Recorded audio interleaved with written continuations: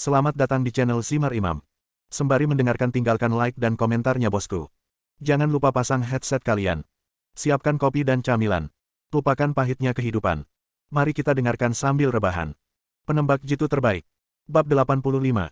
Zhou Yutong tidak menjawab, tetapi berkata, reporter wanita itu mungkin masih berada di tangan Luosa. Silakan hubungi informan Anda. Kami harus menyelamatkannya secepat mungkin. Oke, jawab Smith.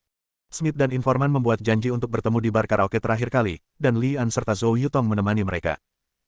Sama seperti terakhir kali, petugas keamanan akan menggeledah mereka bertiga sebelum memasuki ruang karaoke untuk memastikan bahwa mereka tidak bersenjata, dan kemudian mereka bertiga akan pergi ke lantai 2 bersama-sama. Bah. Tiga suara tembakan tiba-tiba terdengar dari kamar pribadi. Li An dan yang lainnya segera berdiri menyamping ke dinding untuk menghindari terkena peluru yang berterbangan dari dalam. Wentai, saya Smith, apakah kamu di dalam? Teriak Smith. Wow. Ada suara berisik di kamar pribadi dan suara kaca pecah. Li An menilai pria bersenjata di dalam berencana memecahkan jendela dan melarikan diri. Terlepas dari bahayanya, dia melangkah maju dan menendang pintu hingga terbuka. Dia melihat informan Wentai terbaring dalam genangan darah. Jendela kamar mandi pecah, dan seorang pria lokal berusia 20-an berdiri di ambang jendela. Dia kembali menatap Li An dan melompat ke bawah. Lihat apakah orang itu masih hidup, perintah Zhou Yutong dan bergegas menuju jendela. Wentai ditembak 3 kali di dada. Li An tidak punya banyak harapan, tapi dia mengikuti perintah dan maju untuk memeriksa. Jantung dan denyut nadinya berhenti berdetak, dan Wentai mati total. Setelah memastikan informan sudah meninggal, Li An segera berbalik dan mengejarnya sambil melompat dari jendela kamar mandi. Smith pun melangkah maju untuk memastikan kematian informan tersebut. Dia mendengar langkah kaki tergesa-gesa di koridor dan mengetahui bahwa penjaga keamanan ruang karaoke lah yang datang untuk memeriksa situasi. Karena tidak ingin menimbulkan masalah, dia melompat keluar dari jendela kamar mandi. Pria bersenjata itu sangat akrab dengan medan di sini, tetapi dia tidak bisa menyingkirkan Zhou Yutong dan Li An yang terlatih dengan baik.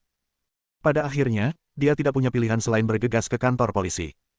Orang itu adalah seorang polisi. Li An sedikit mengernyit. Kita akan membicarakannya saat kita kembali. Zhou Yutong tampak berat. Setelah bertemu dengan Smith yang datang, ketiganya kembali ke rumah persembunyian Interpol bersama. Sekarang informan sudah meninggal, apa yang akan kamu lakukan? Smith bertanya dengan ekspresi frustrasi. Apakah Anda sudah memberitahu seseorang tentang pertemuan kita dengan informan itu? Zhou Yutong bertanya. Smith tampak sedikit terkejut, lalu bertanya, apa maksudmu? Ingat saat kamu disergap beberapa hari yang lalu. Penembak jitu telah disergap di sana sebelumnya. Dengan kata lain, tindakan Anda sudah bocor sejak awal. Juga hari ini, kapal narkoba yang kami serang Rosa bertemu dengan polisi, dan pria bersenjata yang menembak Wentai melarikan diri ke kantor polisi. Petik 2. Zhou Yutong berkhotbah terus-menerus.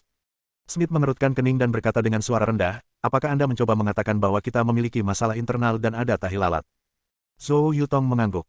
Ekspresi Smith menjadi lebih gelap dan dia bertanya, apakah ada bukti selain ini? Jika masalahnya sudah jelas, bukti apa yang kamu butuhkan? Feng Baochai berteriak dengan tidak senang. Smith kembali menatap Feng Baochai, lalu berkata kepada Zhou Yutong, maaf, saya seorang polisi, dan beberapa hal harus bergantung pada bukti. Saya mengerti. Smith menarik napas dan bertanya lagi, apa yang akan kamu lakukan selanjutnya? Seperti yang saya katakan, Sandra mungkin masih berada di tangan Luosa. Kita harus menemukan Sandra dan menyelamatkannya, kata Zhou Yutong.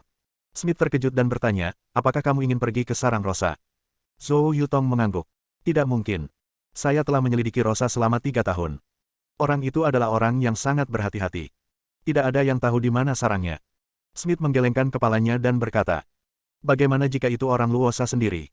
Li An bertanya dari samping. Smith terkejut pada awalnya, kemudian matanya berbinar dan dia bertanya, apakah kamu mencoba menemukan sarang Rosa melalui tahanan itu? Begitu dia selesai berbicara, dia menggelengkan kepalanya lagi. Tahanan ada di tangan polisi. Jalan ini tidak akan berfungsi. Setelah mengatakan itu, melihat Zhou Yutong dan yang lainnya tidak berbicara, Smith sepenuhnya mengerti. Ya Tuhan, kamu berencana merampok penjara. Ya, Zhou Yutong mengakuinya dengan jujur.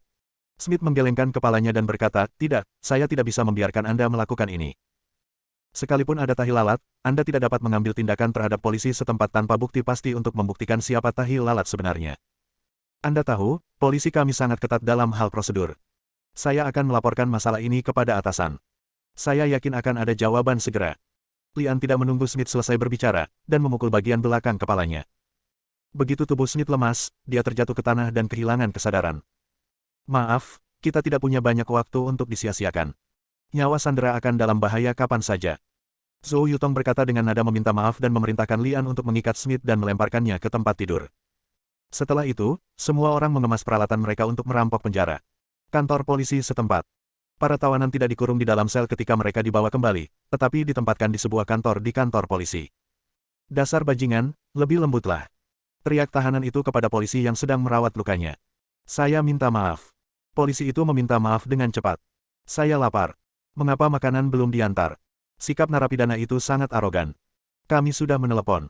Makanannya harus segera diantar, jawab polisi itu sambil terus merawat luka tahanan itu. Mencicit. Pintu dibuka tanpa peringatan. Lian mengenakan pakaian koki dan masuk ke kantor dengan kotak makanan di tangannya. Tiba-tiba seseorang menerobos masuk, dan tahanan itu mengambil pistol polisi di meja dan mengarahkannya ke arahnya. Lian mengangkat kotak di tangannya untuk menunjukkan bahwa dia sedang mengantarkan makanan. Tahanan itu sangat waspada dan tidak menurunkan senjatanya. Sebaliknya, dia menunjuk ke meja dan berkata, letakkan kotak itu di sana. Lian berjalan mendekat dan meletakkan kotak itu.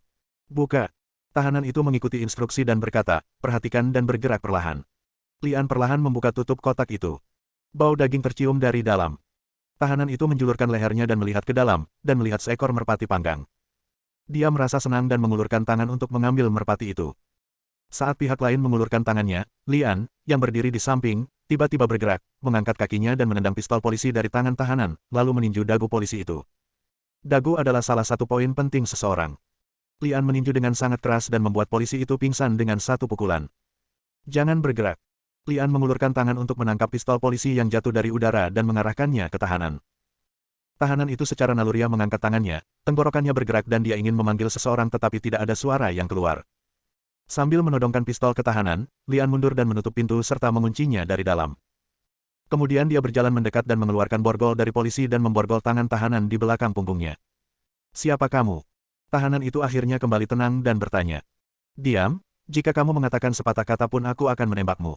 Lian memarahi dengan suara rendah. Bab 86. 2 menit kemudian, Lian, yang mengenakan seragam polisi dan mengangkat topinya rendah, meraih lengan tahanan dan berjalan keluar kantor. Bahkan jika seseorang melihat mereka berdua di sepanjang jalan, tidak ada yang akan curiga. Di luar kantor polisi, Feng Baochai dan Zhou Yutong masing-masing menempati 2 titik tinggi untuk mencegah kecelakaan.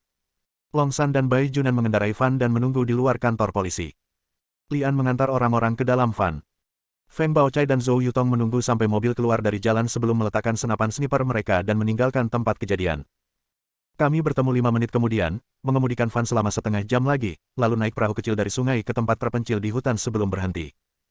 Saat ini, langit mulai gelap, kepala narapidana dipenuhi keringat, dan hatinya dipenuhi ketakutan. Siapa kamu? Setelah berhenti, tahanan itu mengumpulkan keberanian untuk bertanya lagi, dan berkata, saya punya uang. Selama kamu melepaskan saya bisa memberimu banyak uang. Diam. Lian memukulnya. Tahanan itu mengeluarkan seteguk darah dengan suara, pop.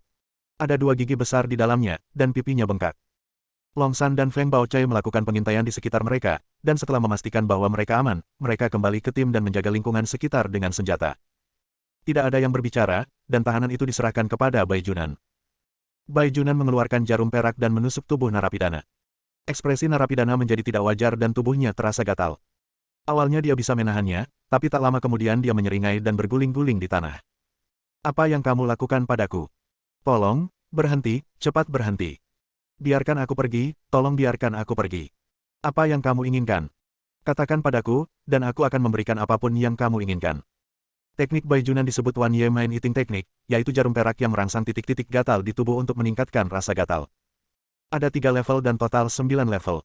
Setiap kali jarum turun, akan ada 1 hingga 3 tingkat. Ketika jarum ketiga turun, ia mencapai tingkat ke-9.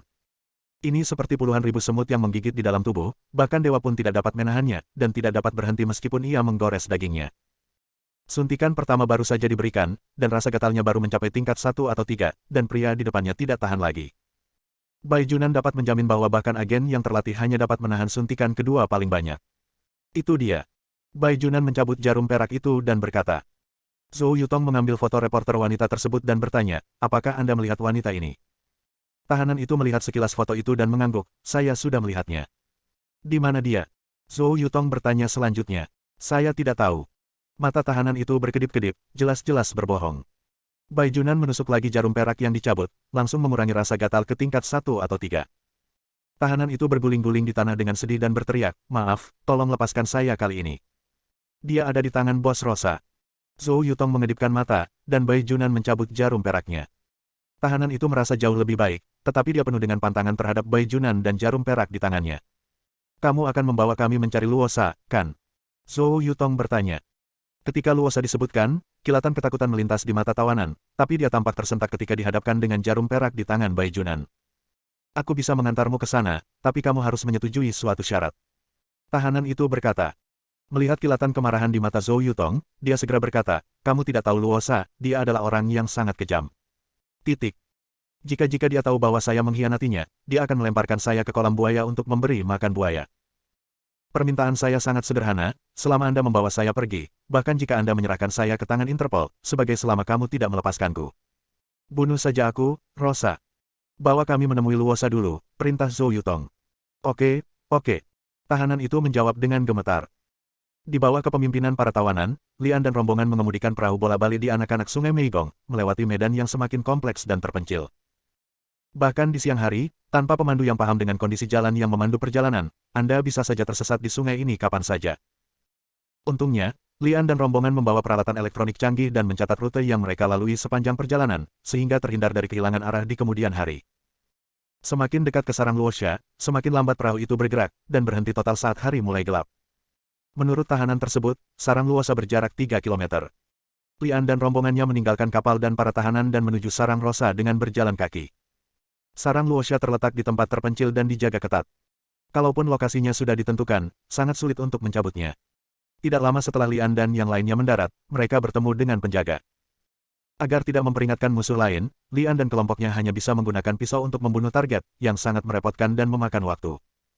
Baru setelah langit benar-benar cerah, sarang Rosa benar-benar terlihat. Lian dan partainya telah mengintai di dekatnya untuk melakukan pengintaian awal. Pertama-tama kita harus mengetahui apakah reporter wanita tersebut masih hidup, dan kedua, titik sebaran api di sarang Rosa, agar kita dapat mengetahui diri kita sendiri dan musuhnya, barulah kita bisa merumuskan rencana aksi. Angkatan bersenjata Rosa jauh melampaui apa yang telah disiapkan Interpol. Selain senjata berat konvensional untuk prajurit perorangan seperti senapan mesin dan peluncur roket, sebenarnya ada tank produksi bekas Uni Soviet dan 4 kendaraan lapis baja bersenjata. Luosa memiliki ratusan orang, sepertiga di antaranya adalah tentara bayaran internasional. Dengan angkatan bersenjata seperti itu, tak heran jika Rosa bisa menjadi raja narkoba yang dominan, bahkan polisi internasional pun jatuh ke tangan mereka. Jam 8. Seorang penembak jitu dengan kamuflase canggih berjalan keluar dari hutan di seberangnya sambil membawa senapan sniper Amerika Barrett M82 12,7 mm. Tentunya penembak jitu ini adalah penembak jitu yang melukai para petugas polisi Interpol, dan kemarin dia sedang menjalankan misi keamanan di hutan seberang. Lian dan yang lainnya merasa beruntung karena mereka mendekati sarang Rosa dari sini, jika tidak, mereka mungkin ditemukan oleh penembak jitu. Lawan menempati keunggulan geografis, ditambah dengan senapan sniper jarak jauh yang sangat mematikan di tangannya, pihak Lian pasti tidak akan mendapatkan apa-apa jika kedua belah pihak bertarung. Ketika penembak jitu kembali ke kamp, dia membongkar, menyeka, dan merawat senapan penembak jitu. Seorang penembak jitu yang hebat selalu menjaga senapan sniper di tangannya dalam kondisi menembak terbaik. Lian yakin pihak lain adalah musuh yang kuat. Sulit untuk mengatakan siapa yang akan bertahan dalam pertarungan sesungguhnya di medan perang. Jaraknya 368 meter, arah angin ke utara, kecepatan angin berkurang 0,1 meter, kelembaban udara meningkat. Pistol Lian terkunci pada sasarannya, pikirannya secara naluriah menelusuri berbagai informasi penembakan, dan jarinya menekan pelatuk dengan ringan. Bersambung.